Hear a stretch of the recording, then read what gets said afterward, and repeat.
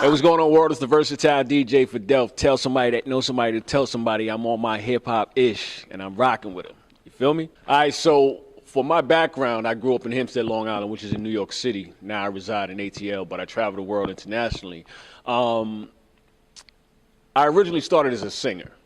I was in a group called 4U, which consisted of 3 of my cousins. You know, we traveled the world. We did a bunch of talent shows and so on and so on. So that's where the real itch came from entertainment-wise. And then it transitioned into DJing because a neighbor of mine, literally in apartment buildings where we were living, I guess you could consider them to be projects. He lived right next door, and every time he would open his door, rest in peace to Blue, every time he would open his door, he had this huge DJ set.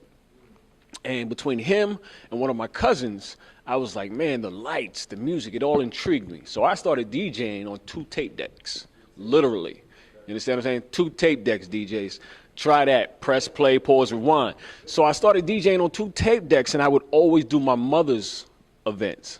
So I was always around all that old school music, and I always felt like I had an old soul anyway, so it came to me naturally. So between being a singer, a songwriter, and a DJ, it was just like my life. So coming up in Hempstead, Long Island, I would do bunch of basement parties. I would do the local venues, you know, and then it just kept transpiring into bigger and better things, till I actually stopped DJing for a while. It never left, but I stopped DJing for a while because, and now mind you, I'm speeding through this because there's a whole lot to it.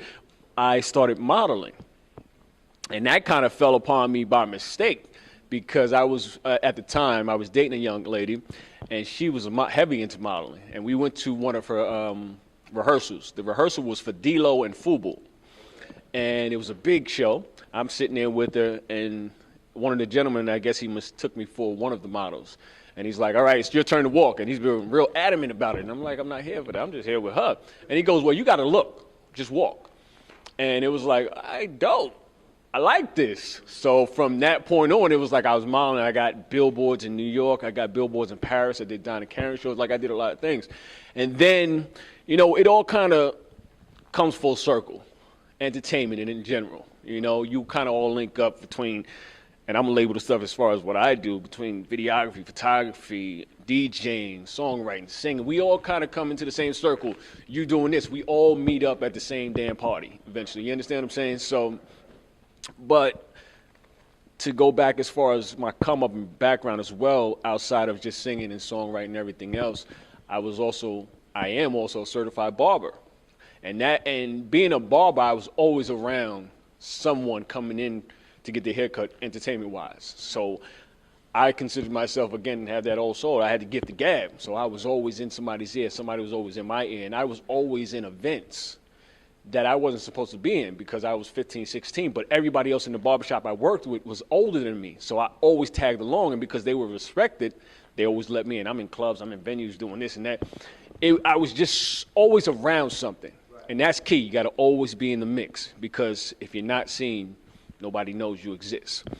That goes with business in general. You understand what I'm saying? Marketing, promoting, everything. You got to be known. You got to be seen. You could be the best videographer, best whatever, but if nobody knows you exist, you're just the best at where you are, you know? Product GMB, for those that may not know, which is sad, because they have 3 Grammys, sold 15 million records. One of the biggest reasons Carlos Record did what he did when he returned to the scene after a decade later. Product GMB, 2 guys from Hempstead, Long Island, as well, all went to school together. One is my cousin. So I think after Here We Go, Yo was a record they did with Funkmaster Flex and Khadijah. Yo, the girls look so good, but their minds are not right. That's them. And people don't put 2 and 2 together. So after that had died down, I get a call from my cousin, and he's like, yo, cuz, we about to go a new route. We about to put a DJ on every time we tour and we do stuff. I was like, of course, I'm down, let's do it. So from that point on, I was their official tour DJ. You know, in the studio with them, writing sometimes, but for the main part, you know, on tour. And even when we're not on tour, because again, that's my cousin. So we rocking. It became more than just, oh, that's my DJ, or that's my cousin. It became like we a family. So out of Product GMB came the whole like Ghetto and Blues, which is like an entity where the crew exists. You understand what I'm saying? So it's kind of like Rough Riders, where they have Rough Riders Inc. or Rough Riders. It's like you got DMX, Eve, who else, but outside of it, they got a whole clan. You understand? But Product GMB, they did the hit record Maria Maria with Carlos Santana, and that's how they garnered their 3 Grammys. And they've also done records with Earth, Wind, and Fires. They've done things with Dave Matthews. They've been on tour with Destiny's Child. Like, they've done so many things that people, well, not that people, but it kills me that they were marketed so poorly. And I say this to people all the time. Despite all the accolades they have, all the things I may have done, it doesn't take away from the aspect that it was done. You understand what I'm saying? So I say that to say that if you don't know who the Product GMB is, you definitely not going to know who their DJ is. You understand what I'm saying? Because it's like, I don't even know them. Why would I even want to know him? But it doesn't take away from anything that they have done. So that's how that all came about, because of the fact that we all live in the same hood. One is my cousin, and we all just are into music, plain and simple. But like I said, they're in the studio now, working on a bunch of things. We still tour. We still do things, even though it's not known. For instance, like what a lot of people don't realize is that the artists that you may not see or don't hear of, they're overseas making a lot of money. A lot of money. Overseas, you're respected a lot more than you are in the States, which is sad. It's kind of like being from your hood. People don't respect you until you go to another hood. It's the same thing, you know. So that's how that went by. In regards to overseas, one of the main reasons is obviously because that's how I got known, through the Product GMB. But I also do a lot of EDM mixes, and I do a lot of mixtapes online and so on. Big shout out to Fit Radio,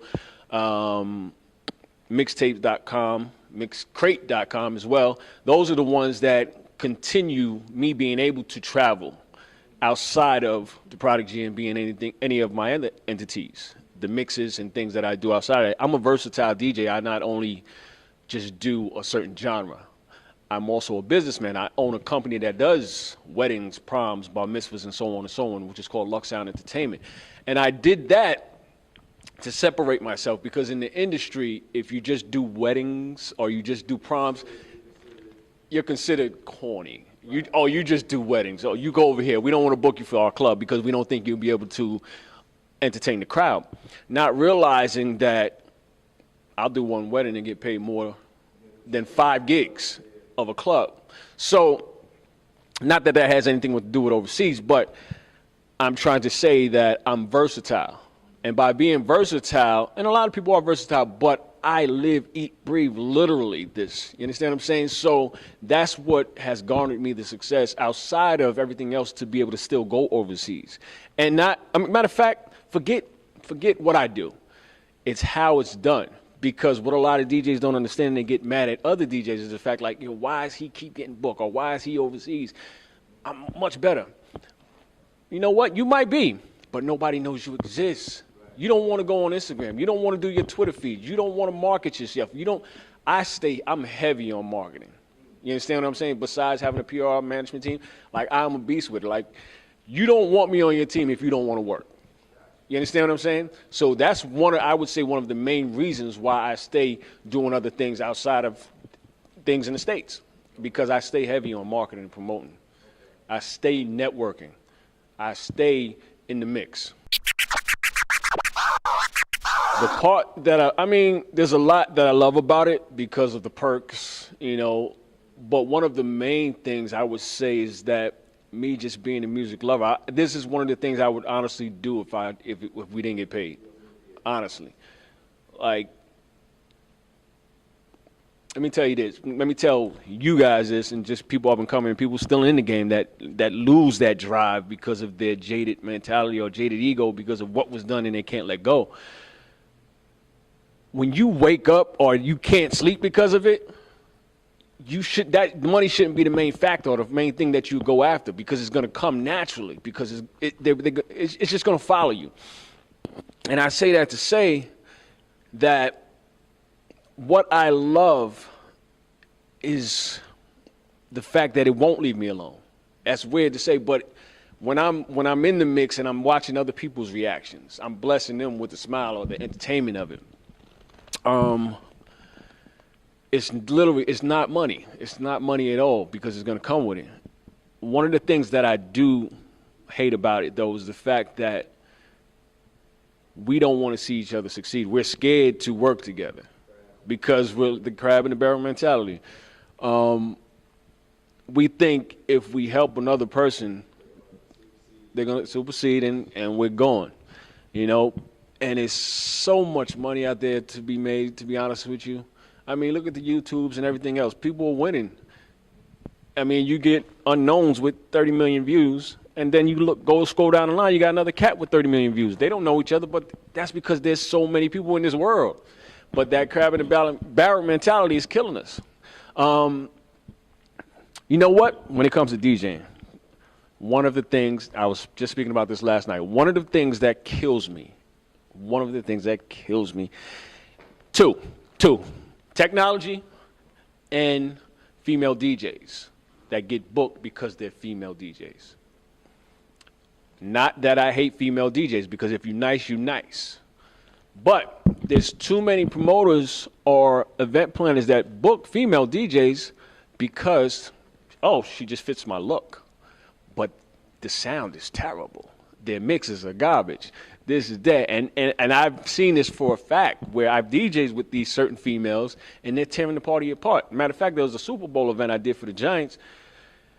And this young lady is tearing the crowd apart, meaning in a bad way. And people are coming up to the promoter like, listen, yo. And then they come over to me, and it was me and some other guy, and they go, can you guys just DJ the whole night? But you didn't pay us for the whole night.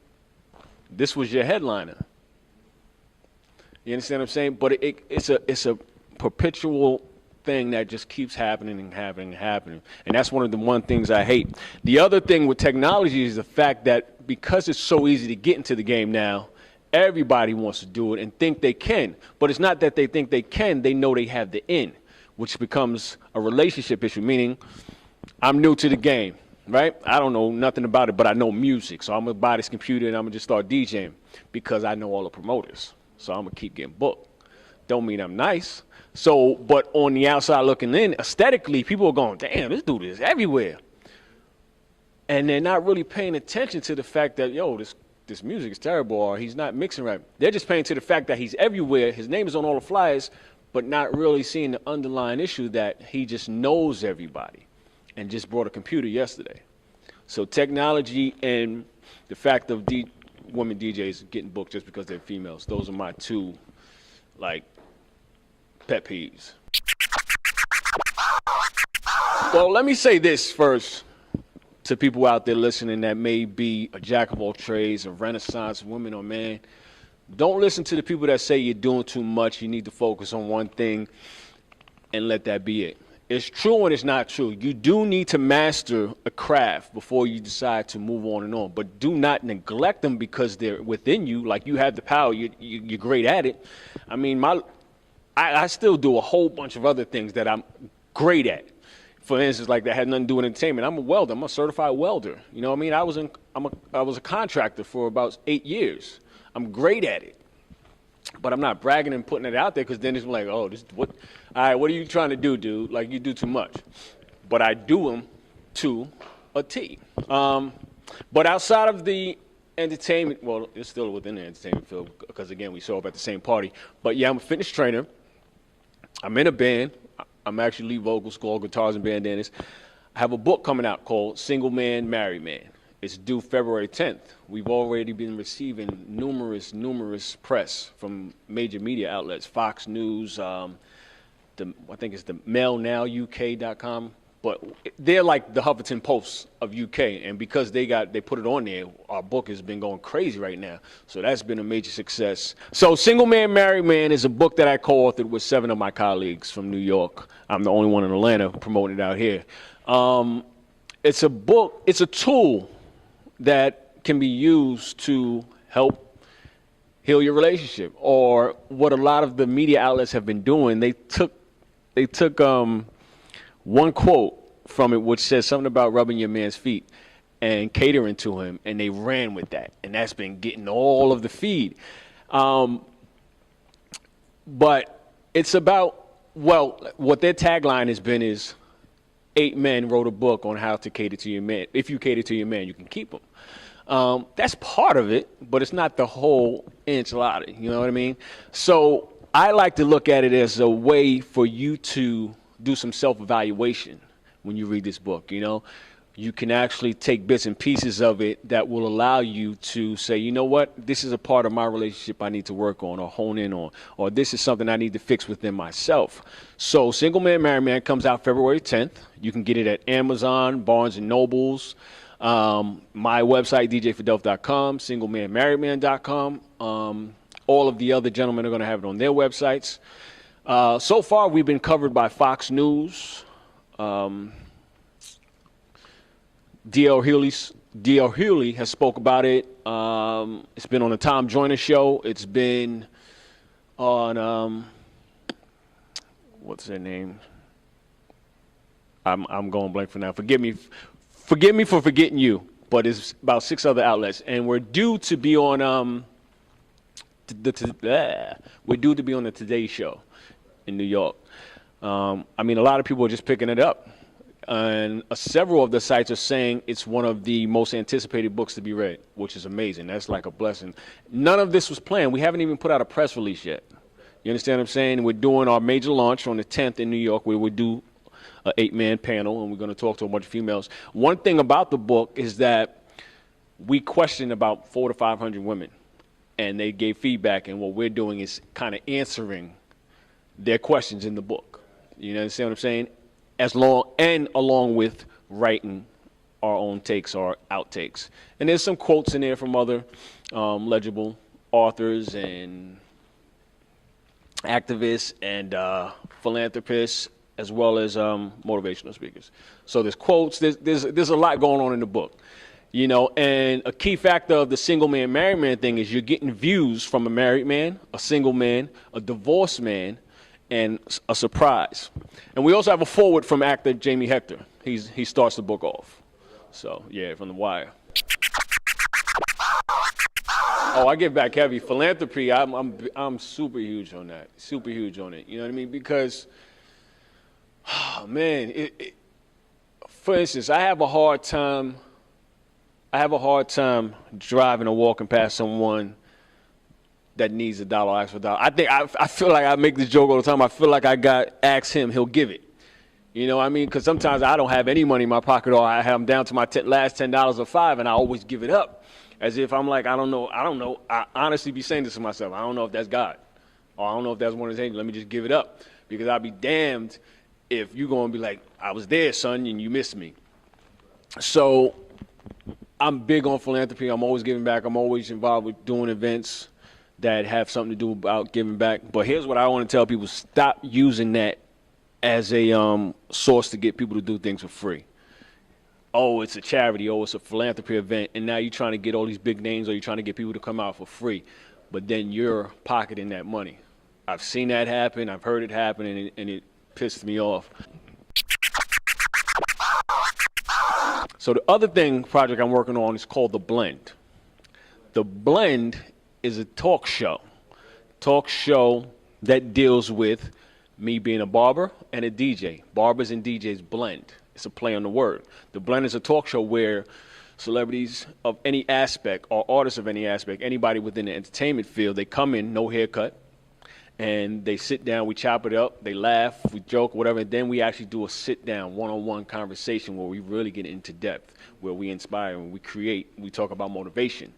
And then you'll see B-roll factors of where they're out and about, I'm out and about. Everything is blending. It's called The Blend. That's what I'm working on right now.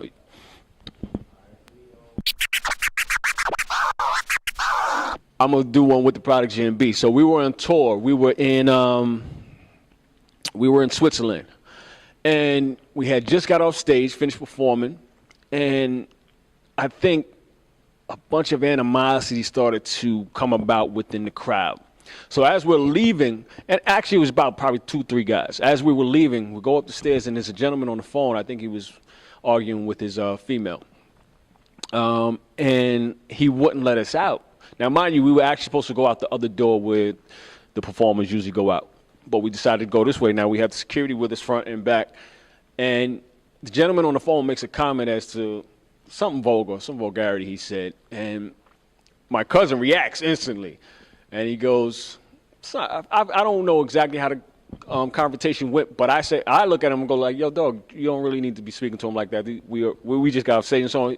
And he's like something like, "F your mother," something.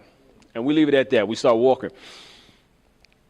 I guess this gentleman's cousin, which was a chick, came out of nowhere like, "You guys are not been going off on my cousin, so on and so on." Now, mind you, they were Jamaican. Jamaicans in Switzerland. And we left it at that. But out of nowhere, she goes, "You know what? Y'all stay right here. We about to go pop the trunk." I'm like, "What?" And now, in a matter of seconds, I guess the rest of their entourage was in the club. They come running out. Now, mind you, it's 2 dudes in the group. Myself, we didn't have an entourage because the entourage doesn't come on tour overseas. It's just us, the booking agent, and 3 security guards. And we like, yo, wow, we about to get it in Switzerland, in the middle of the road. And one dude is facing me, the other dude is facing my cousin and our boy. And the dude that's facing me has a big ass bottle in his hand. He said, "Yo, you about to," like, he's looking at me like, "You about to get it." I'm like, "All right, let's go. And before he could get it at me, the security guard grabs him. And that's when all the rest of the security guards out and they put us on the tour bus. But we like, "Yo, nah, let us go. We want to go." But we being all hype, caught up in the moment. Like, dude, we look at the bus, it's like 30 of them. Like, chill out, dog, chill. But as we're driving off, they bust the whole back of our tour bus window. It was crazy, but it was all over because he had said something. I forgot what he said in patois, to the fact of like we were selling out. And you know what it was? I honestly believe, because when we got off stage, now mind you, in Switzerland, so the majority has a fair skin. They're not all Caucasians, but they have fair skin, and our VIP was flooded with them. So, and the section that was full of Jamaicans, I guess they were like, "Look at these dudes, they selling out." So, and that's what we kept hearing. But it had nothing to do with that. We were on tour. We were having fun. You could have came over to the VIP too. But that to me was one of the craziest situations, because to tell you the truth, I honestly don't draw any like crazy things. It's either I don't draw it or I don't even involve myself with it. And when you're a person of that demeanor or character, you really don't find yourself in too many situations like that. So they call me the versatile DJ Fadelf, a.k.a. Mr. Delfman, Mr. Hype Juice himself. Tell somebody that knows somebody to tell somebody. We on our hip-hop-ish. Signing out. Salute.